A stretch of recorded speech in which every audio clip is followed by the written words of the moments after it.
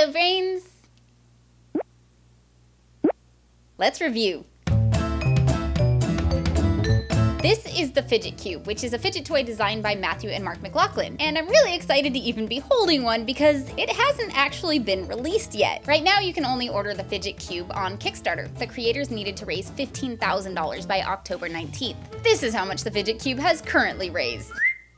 Honestly, I'm not surprised. Almost everybody fidgets to some extent, and ADHD brains actually need to fidget. It helps us focus. The sensory input we get from a fidget toy can be stimulating enough to keep our brains from looking for something more interesting to do, while being mindless enough that using it doesn't distract us. The creators recognized how helpful fidget toys could be and spent 4 years creating one that's unlike anything else out there. So when Matthew reached out to me before their Kickstarter campaign even began to ask me if I'd like to review one, I said yes! As long as I can give my honest opinion. He agreed, which is why I am now holding one of only 4 prototypes they sent out, and I'm about to give you my complete, unbiased review. Enough suspense for you? Okay, let's get to it. The Fidget Cube has 6 sides. It's a cube, it has to have 6 sides. 5 and it would be a pyramid.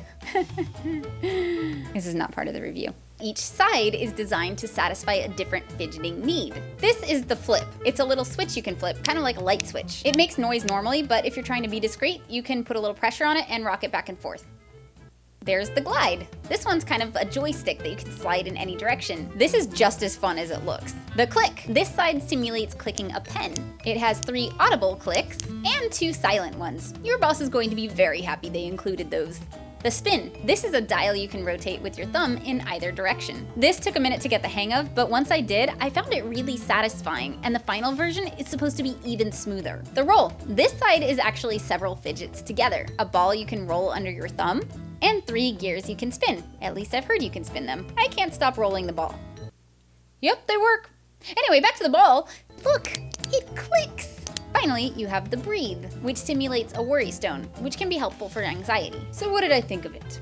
There's a lot to love about the Fidget Cube. Each fidget is really well designed, and they managed to fit a lot of options into a cube that's portable and can fit easily in your pocket. Not my pocket, but girl pockets are apparently just for show. What am I supposed to keep in here? Lint? If you like variety, the cool thing about the Fidget Cube is that you don't have to carry around 15 different fidgets, and your desk doesn't look like a toy store. It's pretty lightweight too. It's also customizable. It comes in a bunch of different colors, including my favorite, dice. Dice? Oh, color schemes. Yeah, that makes much more sense. And as I mentioned, a lot of the fidgets have both audible and silent modes. It's really clear they've put a lot of thought into this being practical for any situation. Class, meetings, first dates. Honestly, it's a really fun toy to play with. So those were the pros. Now here are a few cons. Because it's so fun, it can actually be a bit overstimulating. Your experience may be different, but right out of the box, it made me a little anxious because I wanted to play with everything at once. And when I was playing with one of the fidgets, I could still feel the other ones, which was a little distracting. But like any fidget toy, it does get less stimulating the more you use it. So eventually I was just able to hold it while I worked, and I would find myself clicking the buttons or flipping the switch without even realizing that I had started to, which is kind of the point. Also, if you have small hands like me, I can't quite close my fist around it, so it's not something I can hide in situations where I don't want people to know I'm fidgeting. Edward didn't have a problem though.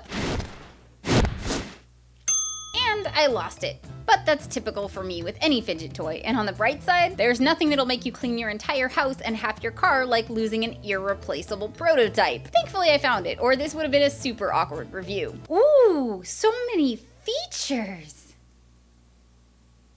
So should you support their Kickstarter? That's really your decision, but here's why I did. First, the Fidget Cube is cool. It really is cool. And if everyone else has a cool fidget toy, I want one. Actually, I bought 5. At $25 retail, losing these can get expensive. But there are lots of options on Kickstarter, and if you buy 5, they're only like 15 bucks each. And now you have 5! It's a good conversation starter. Yeah, it's cool, right? Do you know that fidget toys actually help brains focus? Here's my card. I'm curious. I already thought they did a great job designing the fidgets, and I want to see how much better they get in the final version. It's versatile. If I want less stimulation so I can focus, I just hold it and my brain will fidget with it as necessary. And if I need more stimulation because I'm trying to sit through a movie or make it through a long meeting without falling asleep, I can consciously play with my favorites. Spreadsheets, you say? Tell me more. It's different. I have a lot of cool fidgets. But this is the first one I found that has a tiny joystick or a rolly ball. And last but not least, I want to support people making products that are helpful for ADHD brains so that people keep making products that are helpful for ADHD brains. Guys, I have a list of ideas. Let's talk. So if you want to support them and get a Fidget Cube, or 5, how do you do it? Until October 19th, you can pledge on Kickstarter. Cards don't get charged until the campaign ends, and once the Fidget Cubes are about to ship, which at this point should be March 2017, you'll get a backers survey asking for info like your shipping address and your color preference. I recommend dice.